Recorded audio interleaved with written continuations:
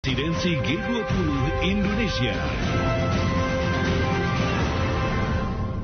Pendengar, momen KTT G20 wajib didukung oleh masyarakat Indonesia. Dikarenakan forum ini sangat penting dalam menentukan arah kebijakan ekonomi global karena G20 melibatkan negara-negara maju dan berkembang yang saling bekerja sama untuk mengatasi krisis-krisis di dunia. Hal itu dikatakan oleh dosen ekonomi dari Universitas Indonesia, Profesor Dr. Telisa Aulia Valianti. Forum ini mewakili 80% ekonomi dunia, 75% perdagangan internasional, dan 2/3 populasi dunia. Menurut Telisa, Indonesia memegang presidensi G20 di tahun ini dan merupakan satu-satunya perwakilan ASEAN.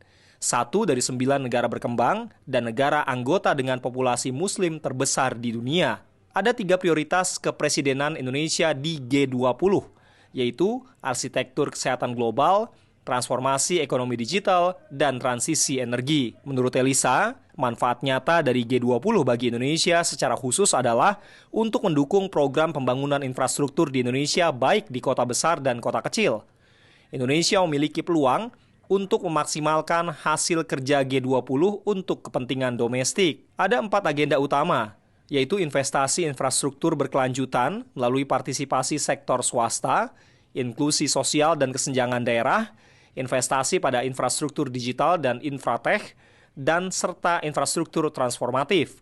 Telisa juga mengatakan peningkatan kualitas investasi infrastruktur dapat menarik lebih banyak sumber pendanaan dari swasta maupun sumber lainnya sebagai solusi atas gap kebutuhan pembiayaan infrastruktur yang besar.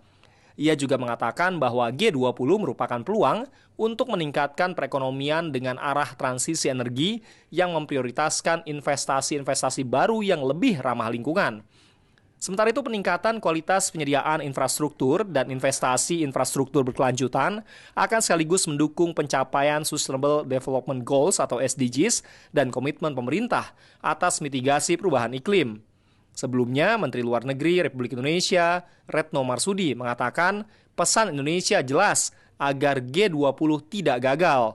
Sebab nasib dan kesejahteraan miliaran penduduk dunia, terutama di negara berkembang, akan menjadi taruhannya dikarenakan krisis pangan, energi, keuangan dengan cepat menjadi bagian dari realitas dunia.